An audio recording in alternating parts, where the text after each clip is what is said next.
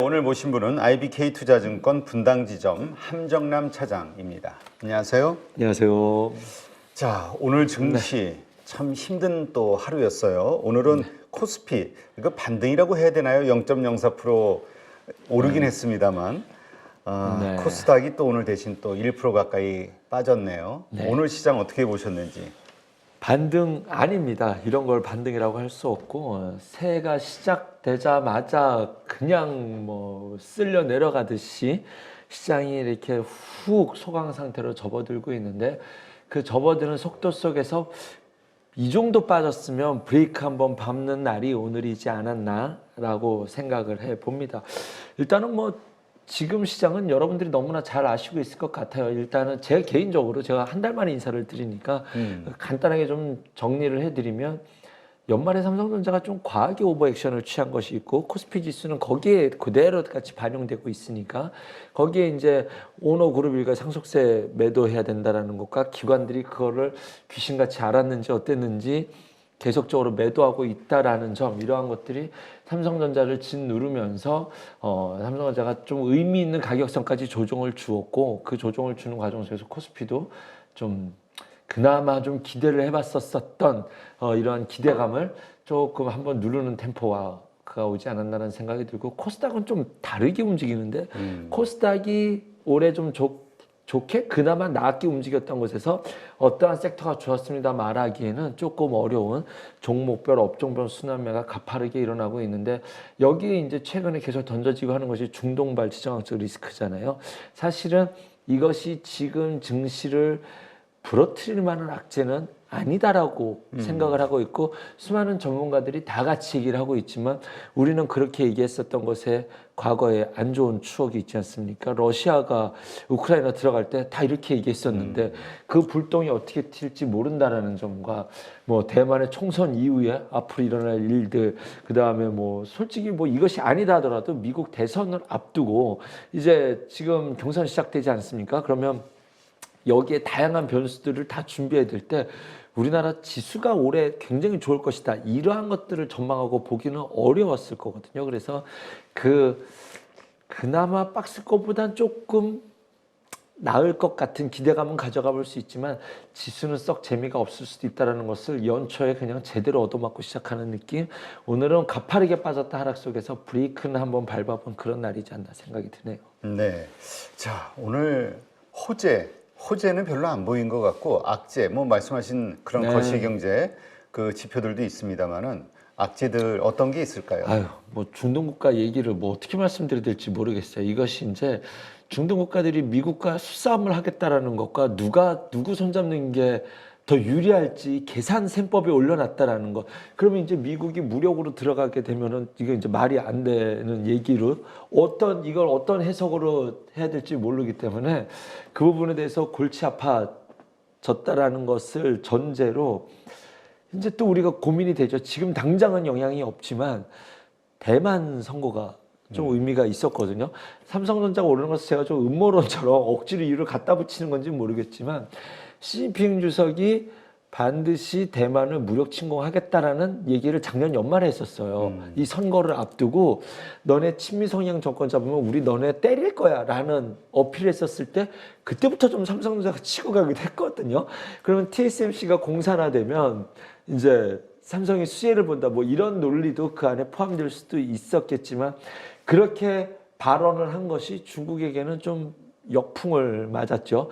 그래서 친미 정권이 이제 대만이 잡게 됐는데, 이렇게 되면은 미국에서는 내심 웃으면서 이제 어떤 뭐 방문을 한다든가 이러한 예들이 교류가 당연히 있을 수밖에 없을 텐데, 이때 중국이 상당한 고춧가루를 뿌리게 될 것이고, 안 그래도 지금 반도체 때려잡고 있는데 양측이 상당히 노골적인 좀 이런 표싸움을, 어떤 자기가 유리할 수 있는 발언을 강하게 할 수 있을 만한 그러한 환경이 만들어져서 미중 간의 갈등이, 대만 이것을 우리도 안 그래도 싸우고 싶었는데 잘 됐다, 이러한 떡밥으로 활용될 가능성이 있어서 그러한 변수들을 좀 악재로 반영될 수 있다는 것도 염두에 두셔야 될 것 같습니다. 네. 자, 오늘 그럼에도 불구하고 인상적으로 오른 어떤 섹터나 종목들도 있고 또 급락한 섹터도 많이 나왔어요, 종목들. 그렇죠. 네네. 네, 한번 좀 분석을 해볼까요? 네, 일단 전반적으로 오늘 가장 좋았던 것이 온디바이스 관련주였던 것 같습니다. 제주 반도체, 뭐 퀄리타스 반도체, 오픈엣지 테크놀로지 이쪽 네오셈 뭐 이쪽이 쭉 강했는데 뭐 이쪽이 강했던 것은 뭐 그 인공지능과 관련된 것은 계속 이야기가 나오고 있거든요. 그런데 그거 플러스 알파 저는 갤럭시 S24라고 해야 되나요? 저는 그냥 24라고 할게요. 이번에 출시된 거기에 대해서 온디바이스와 관련된 어떤 성능, 여기에 어떤 그 통화할 때 바로 통역되는 거 뭐 이런 것들을 탑재한다라고 하는데 그것에 대해서 앞으로 근데 이제 신형 스마트폰이 출시되는 기대감으로 반영되는 것은 재료 소멸에 이것도 있거든요. 그래서 23일 날 언팩 행사가 있잖아요. 아니 수요일 날 언팩 행사가 있기 때문에 그것을 좀 염두에 둔 대응도 필요할 것이다. 물론 이제 이런 종목들이 CXL과 관련돼서 인공지능으로 따로 별도의 테마로 볼 수도 있을지는 모르겠지만 그것이 아니라 결과적으로 온디바이스와 함께 해석될 수 있을 텐데 거기에 언팩 행사로 공개가 되면 일단은 단기적으로 예전에도 늘 그랬었어요.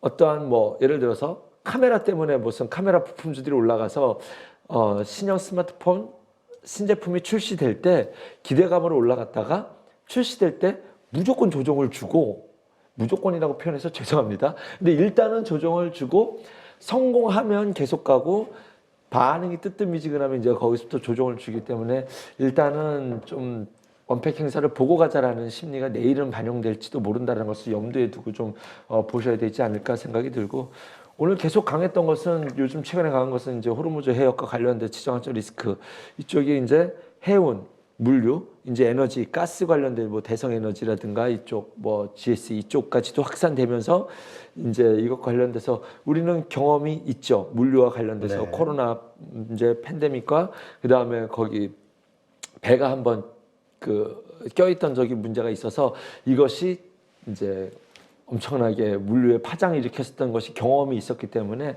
그것과 관련된 새로운 물류 에너지인데 사실 지금 단기적으로 보면 테마의 한 자리에 있는 듯한데 그 테마의 한 자리 내에서도 해운 물류 에너지 가스를 이렇게 그 테마 안에서 순환매가 돌고 있잖아요. 네. 진짜로 그게 문제야. 이것 때문에 그가 가야 돼 한다면 사실은 방산주가 기본적으로 상승의 한 자리를 꿰차고 있으면서 움직여야 된다라고 저는 좀 생각을 하는데 그건 제가 개인적인 생각입니다. 저만 너무 오버액션한 해석일지도 모르니 그것은 차치해 둔다 하더라도 테마의 순환매로 본다면 지금 물류, 에너지, 가스까지도 확산되면서 해운주들 그래서 요 안에서의 순환매 테마도 충분히 해볼 수 있다.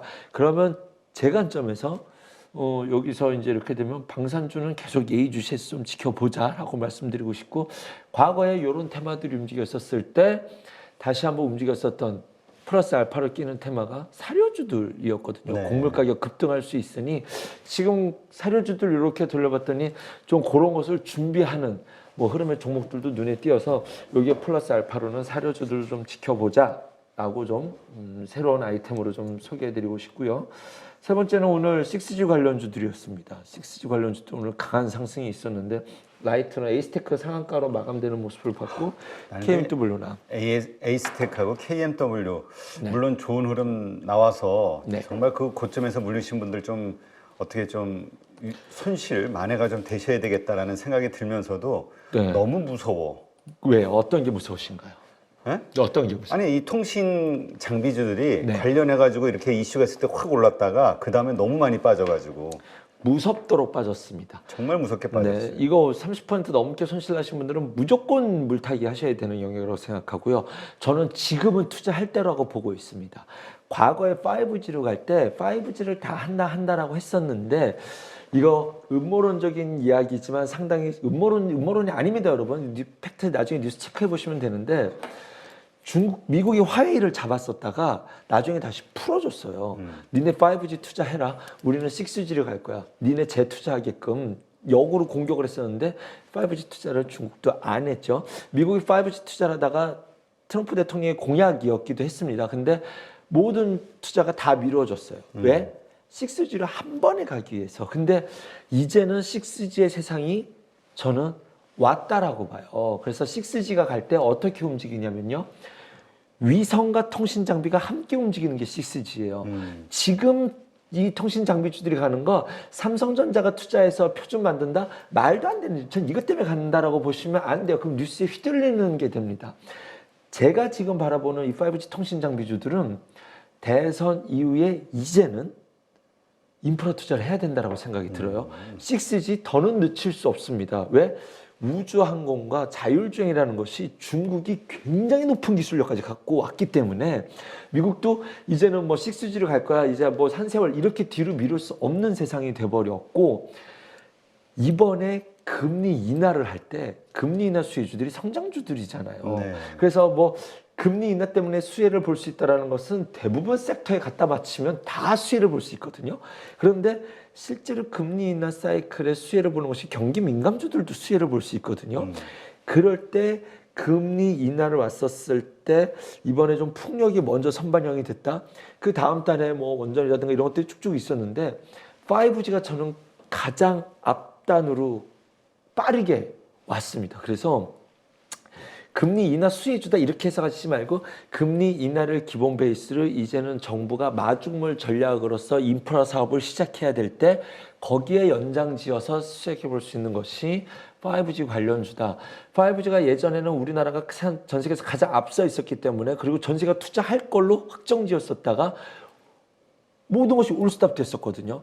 이제는 다시 시작할 수 있을 것이다. 6G 우주항공과 함께 발발 섹터로 지금 이 자리에서는 뭐 하루 이틀 많이 올라왔네라고 생각이 드시겠지만 주봉으로 좀 대응하신다라고 생각을 하시고, 오랫동안 고생하시고 지금 매수 단가가 이거 사실 30% 손실하신 분들도 몇 분 안 계실 거예요. 들고 계시면 50%가 무조건 넘어갈 거예요. 그렇죠. 7, 80% 정보 그러던데. 그렇죠. 전부 다 50%가 넘어가실 거기 때문에 이런 종목을 지금 파실까 아니면 포기하지 마시고, 이번에 뭐 만약에 내일이라도 훅 더 올란다 한다면 뭐 돈을 더 넣기 싫다 하시면 8949 해서 수량을 늘려가시든가, 그렇지 않다면 조정을 줄 때 또는 나의 기회가 있었을 때좀 단가를 낮추는 전략으로 보실 수 있다라는 생각이 저는 듭니다. 5G 전 지금은 예전에 거짓말쟁이 지금 이거 아니에요. 지금 삼성전자 때문에 투자한다, 저는 그렇게 생각하지는 않습니다. 금리 인하 사이클에 맞춘 글로벌 투자의 한 자리를 차지할 수 있을 만한 섹터 6G는 더 이상 미룰 수 없다라는 것, 우주항공과 함께 보자라고 좀 말씀드릴 수 있겠네요. 네. 자, 그리고 한미그룹, 네네. 그 다음에 OCI 그룹이 통합을 한다. 이거 참, 좀 대단히 이례적인 네, 일이에요. 이상한- 전혀 연관관계가 그렇죠. 없는 기업이. 그래서 아니야, OCI가 예전에 부강약품 인수했죠. 네, 맞아요. 그래서 제약 쪽에 관심은 있어, OCI가. 야망이 있어요. 꿈이 있습니다. 그래서 아마 한미가 갖고 있는 그 비만 치료제 쪽에 대한 것과 이런 것을 한미 입장에서는 돈이 필요했다라는 뜻인 건 알겠는데, 지금 27% 이렇게까지 할 필요가 있었나라는 점에서는 좀 퀘스천 마크입니다. 그리고 이것 때문에 주가가 뜬다라는 것에서 조금 아침에 의아했어요. 이게 주식이 오를 이슈는 아닌지 않나라는 생각을 갖고 있었는데, 아니나 저거가 다를까. 있죠. 한미 사이언스. 거기 그 장남이 지금 이의 제기를 하면서 맞습니다. 경영권 분쟁에 네. 대한. 사이언스 하나만 저는 긍정적으로 볼 수 있다라, 딱 그거예요. 이것이 주가가 오른다? 모릅니다. 하지만 이 관계된 종목 중에서 하나를 봐야 된다고 한다면 한미 사이언스는 얘기가 된다. 요거는 주가 포지션 전략 싸움에서 경영권 분쟁과 관련돼서 지분 싸움을 위해서, 그러면 OCI는 그런 셈법 계산도 있어서 이제 뭐 여기까지만 얘기하겠습니다. 그래서 뭐 한미 사이언스는 투자 안에서의 트레이딩 관점에서의 시나리오는 된다. 근데 오늘 안 그래, 제가 이거를 막 계산해서 이렇게 결론을 냈더니 이미 주가는 그렇게 반영이 돼 있더라고요. 한미 사이언스는 밑꼬리대고 쭉 올라가는 게. 그래서 좀 더 남들보다 반박자 빠른 계산 셈법이 어디에 있느냐가 고차이지 않았나라는 생각이 들고, OCI 그룹은 또 이렇게까지 빠질 일인가라는 생각이 좀 들기는 해요. 좀 OCI 홀딩스 입장에서는. 그러니까 참 한미약품도 한 4%대 빠졌고. 그렇죠. 예, 한미약품은 이제 상속세, 야, 하여튼. 뭐 그래서 이건 조금 조금 억울하다는 느낌도 있습니다. 홀딩스는 잘 가려고 했는데 근데- 굳이 한 대 얻어 맞았다라는 느낌은 있어요. 예. 근데 외국인이 13만 7천 주, 기관은 뭐 2만 9천 주면 큰 의미는 없는 것 같은데 매도가 나왔다는 게 좀 부정적으로 보는 것 같아요, 외국인은. 그렇죠. 이 OCI를 홀딩스를 품고 있었던 그것에 대한 색깔이 이제 퇴색되는 거잖아요. 그래서 지주사로 봐야 된다라는 뭐 이런 새로운 몰랐던 변수에 대해서 좀 불쾌했다라고 이제 그런 매도이지 않았나라는 생각이 드는데 뭐 일단은 뭐 저는 OCI는 좀 억울하게 빠지지 않았나라는 생각은 가져봅니다. 네. 그다음에 지금 2차 전지주가 오늘 섹터가 아주 급락이 많이 네. 나왔어요. LG 네, LG 에너지 솔루션 3%, 그다음에 그 에코프로 BM도 3%대, LNF도 그렇고. 아, 근데 LNF가 장 마감 후에 실적 발표가 나왔는데 깜짝 놀랐어요. 네. 뭐 일단은 저도 내용을 잠깐 살펴봐서 지금 뭐 디테일하게 말씀드리겠죠. 이게 이렇습니다라고 자세하게 말씀드리면 좋겠지만 일단은 매출이 탑라인이 반토막 났거든요. 지금 절반으로 줄었다. 마이너스 47%로 보이고요. 그다음에 4분기 영업 적자 전환해가지고 제가 지금 노안이 와가지고 잘 못 본 건가 그럴 줄 알았는데 그러니까 4분기에만 지금 2,800억 영업이익 적자로 보이죠. 그래서 적자 전환해서 일단은 매출액이 줄었으니 영업이익은 아마 별도로 빠진 걸로 봐서는 비용 떨굴 거를 다 떨군 것으로 판단해 볼 수 있겠죠. 근데 일단은 이쪽이 성장이고 수주를 이렇게 쌓아놨는데 탑라인이 절반 줄었다는 것은 고민이 되는 부분입니다. 물론 뭐 LG 에너지 솔루션도 그렇게 줄었기 때문에 거기에 엮여서 볼 수 있지만 우리가 오랫동안 생각했었던 이쪽의 성장성에 대해서 다음번에 트리거를 찾아야 된다는 뜻이거든요. 그러면 적어도 지금 수급의 반전이 오든가 기관들 계속 때리고 있는데 여기까지 때릴 때는 삼성전자랑 같이 팔고 있으니 지수를 때린 건지 2차 전지만 때린 건지 몰랐다가 이렇게 이제 실적을 하나씩 열고 보니 아 조금 우리 투자 입장에서는 좀 마음이 불편해질 수밖에 없는 이게 상황이 지난주까지만 해도 LNF가 기관이 매수세가 강했었는데 그게 이제 네. 또 상승을 이끌었고 네. 근데 올해 이번 주 들어 지지난주 그렇죠, 또 지난주부터 매도세로 나오기 시작했다는 게 이게 뭔가 낌새를 채고 있는 게 아닌가 실적에 대해서. 근데 지금 다른 쪽도 다 그래요. 에코프로 BM도 그렇고. 뭐 근본적인 이유를 찾자면 테슬라가 지켜줄 자리를 못 지켜주고 있어요 지금. 그런데 나오는 뉴스들도 숭악해요. 그 어디죠? 어디죠? 허츠. 네, 허츠에서. 허츠에서 2만 대. 네, 2만 대. 그거는 불편한 매우 의미 있는 뉴스, 의미 굉장히 센 악재라는 생각이 들었는데 그것을 못 버티고 있기 때문에 우리도 조금 제 개인적인 느낌은 이제 좀 악재들은 다 나왔기 때문에 이제는 기술적으로 반전의 트리거만 나와준다면 수급의 한 자리를 이제 좀 관심을 가져볼 정도로 빠지지 않았나라는 생각을 했는데 그렇지가 않아요. 이게 무슨 뜻이냐면 올라갈 때 어떤 일이 있었냐면 다 올라가지 않았어요. A라는 포스코 퓨처엠 올라갈 때 LNF 못 갔었고 뭐 이렇게 번갈아 가면서 에코프로 못 갔었고 이게 이렇게 번갈아 가면서 갔었잖아요. 떨어질 때도 번갈아 가면서 떨어져서 저 종목 빠질 때 나는 안 빠지다 내 거는 좀 낫다 싶다 하다가도 안 되는 거죠. 포스코홀딩스도 이제 번갈아 가면서 빠지는 좀 아주 좀 불편한 영역에 진입되지 않았나라는 생각이 하긴 듭니다. 그 LG 엔솔 실적을 보면서 전방 1차 산업 라인이 그렇으니까 그 안에 납품하는 양극재 기업들도 실적이 좀 어렵겠다 그렇죠. 예상을 예상이 됐었죠. 했었는데 네네. 근데 이게 전년 동기 대비 47% 마이너스고 영업 적자가 그래도 한 몇십억 이렇게 그 흑자 예상을 했었는데 2,800억? 네.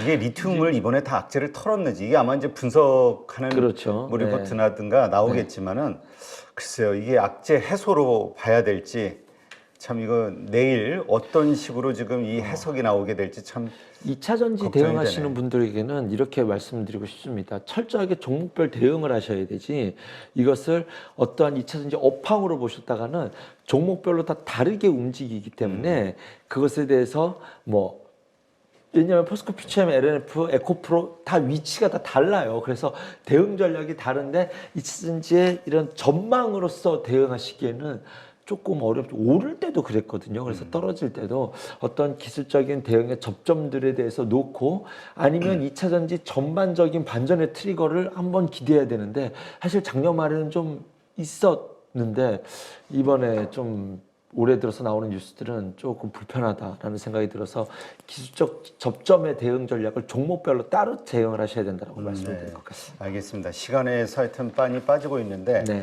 LNF 주주분들은 지금 마음이 정말 불안하시겠어요. 하여튼 내일 이게 악재 해소, 네. 이러한 맞으면은 맞았다. 것으로 네. 좀 좋은 흐름이 나오는 어떤 바닥의 계기가 네. 좀 되었으면 좋겠다 이런 생각이 듭니다.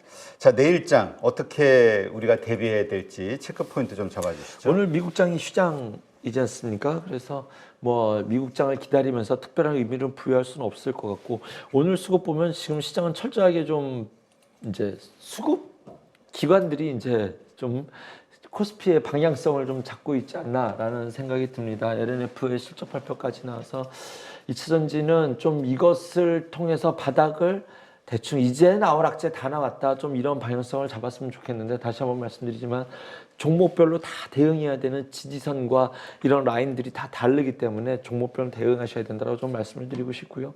일단은 지금은 뭐 시장에 나오는 뉴스는 뭐 경선, 미국 경선 한다. 뭐 이것도 큰 의미를 부여할 수는 없을 것 같고 내일 결국 언팩 행사 수요일 날 있을 그건데 그것은 오히려 저는 내일은 좀 이익 실현 좀 이런 인공지능과 그 온 디바이스와 관련된 오늘 강하게 올랐던 종목들은 내일은 좀 차익 매물이 나올 수 있다는 점을 염두에 두고 대응하셔라 좀 이렇게 말씀드리고 싶습니다. 네, 알겠습니다. 이제 본격적인 실적 시즌이 다가오는 것 같은데 기업들의 실적 이것이 또 주가 하락을 이끄는 요인이 안 됐으면 좋겠다 하는 생각이 듭니다. 요즘 기업들의 실적이 불안해가지고 걱정이 되네요. 네, 알겠습니다.